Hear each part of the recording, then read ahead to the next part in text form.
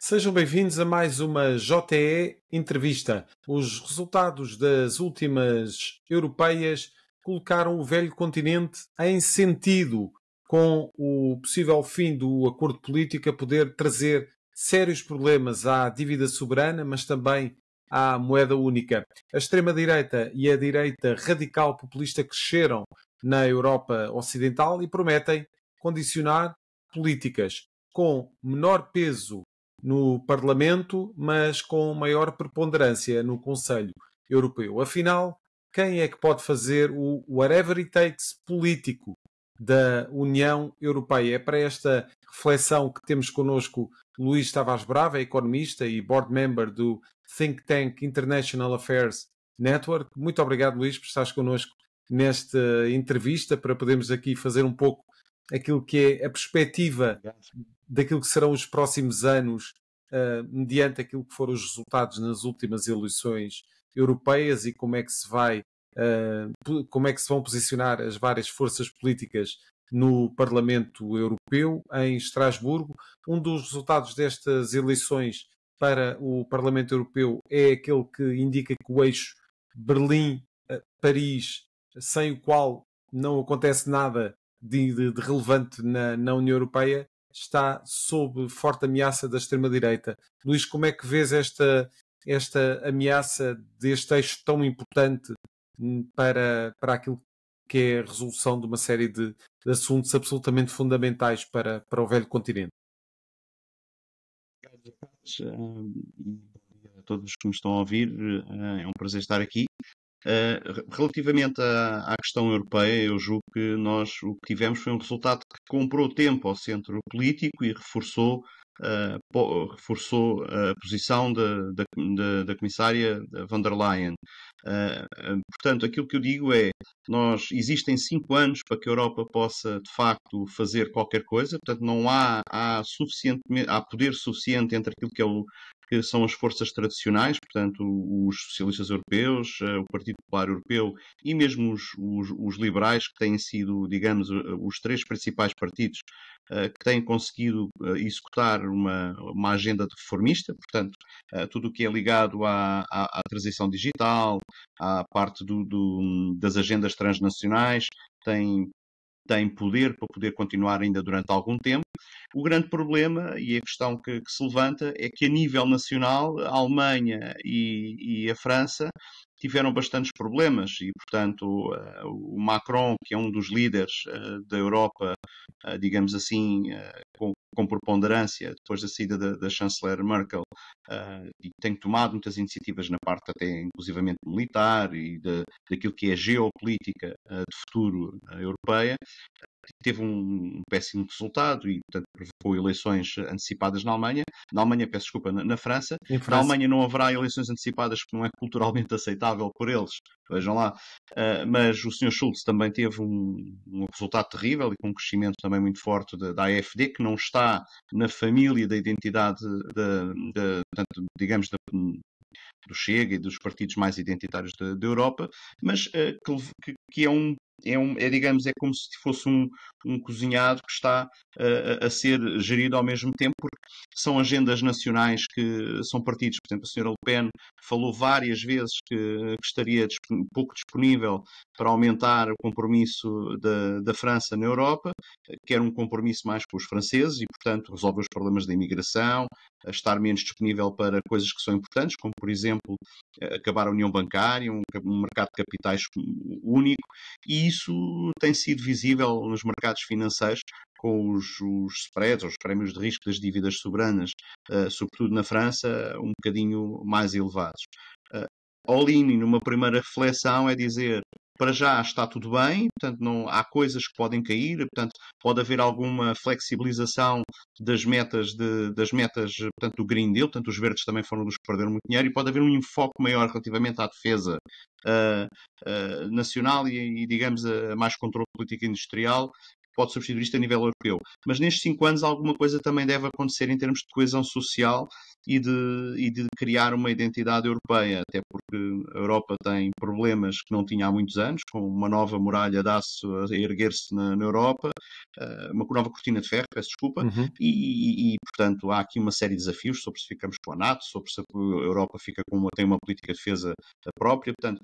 estes equilíbrios entre aquilo que são os problemas para resolver a nível nacional em França, na Alemanha e outros países, onde a extrema-direita está a crescer bastante e pode eventualmente ser governo, colidem com esta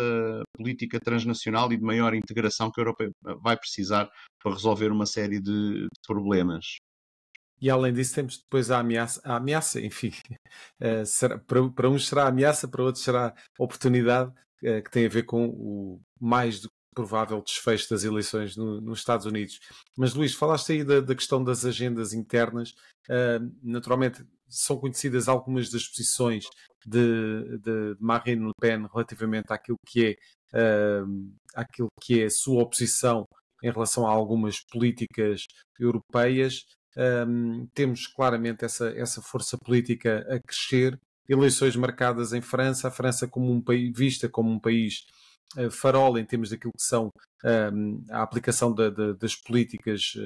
mais importantes da União Europeia. Se a França começa a falhar, podemos falar de um possível efeito dominó relativamente àquilo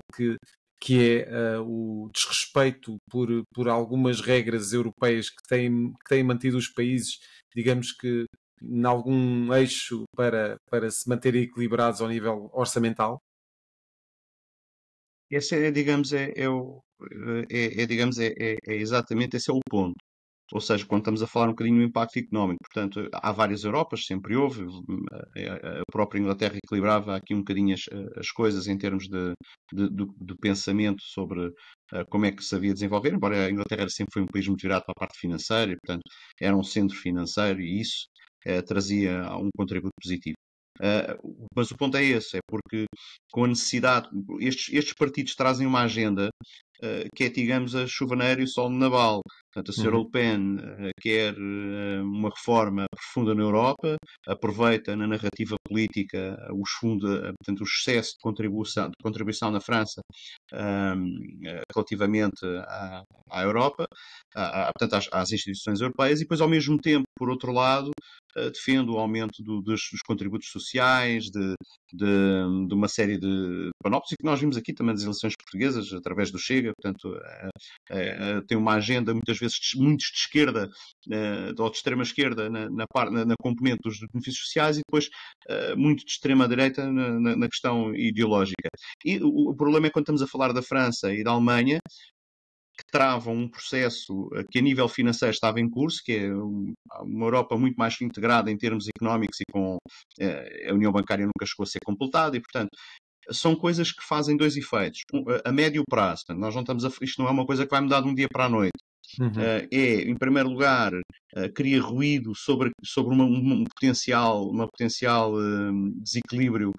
em termos orçamentais e, portanto, daquilo que é a sustentabilidade financeira da Europa, e isso vê-se nos prémios de risco, porque começa-se a pensar, bom, se calhar estamos a entrar numa estratégia de saída dos países mais importantes de fundadores, e isso significa que se calhar a estratégia de saída vai combinar com o fim do euro. Bom, e nós sabemos como é que os mercados financeiros depois reagem a estas coisas, e isso pode ser de facto um fator disruptor a médio prazo. E depois há outra consequência que é mesmo que nada disto aconteça, o que pode acabar por acontecer é, se a Europa não faz uma transição para 5G, se não executa, se não se posiciona para 10 anos para ser comercialmente ou economicamente atrativa, os investidores vão progressivamente perdendo o interesse, pode se tornar desinteressante. Portanto, já muitas vezes a Europa é vista como um sítio onde os investidores veem como não é para ter grandes retornos, é para ter uma utility, portanto, digamos assim, e portanto isso pode se tornar muito evidente e ser se calhar uma coisa mais a curto prazo. Existe a incerteza de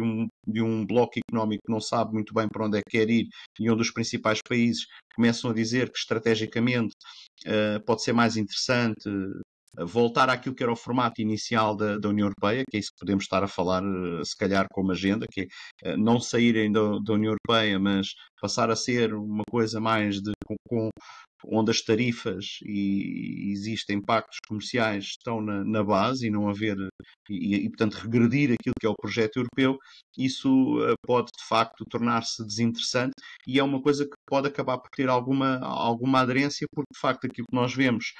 no discurso do Rassemblement Nacional e, eventualmente, o que pode acontecer na Alemanha, embora a Alemanha não vai ter eleições antecipadas, portanto, haverá aqui alguns anos, portanto, isso são riscos que podem começar a ser incorporados a nível mais mediático e ganhar maior percepção por parte dos observadores e também dos investidores, não é? Luís, estamos já no final da nossa conversa, mas não resisto a perguntar-te quem é que vês que na Europa possa fazer uma espécie de sequela do Whatever It Takes de Mário Draghi perante este cenário. Essa é a pergunta de 100 milhões. É porque se calhar a pessoa ou se desenterra alguém da reforma política, como Angela Merkel, que era uma europeísta convicta e tem poder para o fazer, ou então se vemos Macron. Depois de Macron não se vê assim pelo menos uma personalidade que consiga juntar toda a gente, não é? Eu julgo que terá que ser uma coisa que nasça de dentro, se calhar acabar por ser uma heroína improvável, será a senhora Ursula von der Leyen, que vai reforçada das eleições, que o pode fazer e só o pode fazer de uma maneira que é, além destas agendas todas que foram feitas também na pandemia, e a União Europeia tem reagido bem sempre em situações de crise, foi assim com o euro, foi com a crise das dívidas soberanas, foi assim com a pandemia e provavelmente terá que acordar para isto e fazer, digamos, uma espécie de plano Marshall que seja para a coesão e para aumentar a identidade da Europa e que bem precisa, porque também tem um conflito militar pela frente, onde se também não fizer, geopolítico, pelo menos, na Ucrânia, que também precisa de ter uma resposta europeia. Muito obrigado, Luís Tavares Bravo, pelas tuas reflexões relativamente a estes temas. A opinião do Luís Tavares Bravo e de outros especialistas pode ser lida na edição especial que o JE e o Novo prepararam a propósito das eleições europeias, os desafios da Europa, mas também os perfis dos novos eurodeputados portugueses, dos 21 que foram eleitos neste último escrutínio. Mais uma vez, Luís, muito obrigado. Acompanhe então estes e outros temas em jornaleconómico.pt. Até à próxima. Yeah.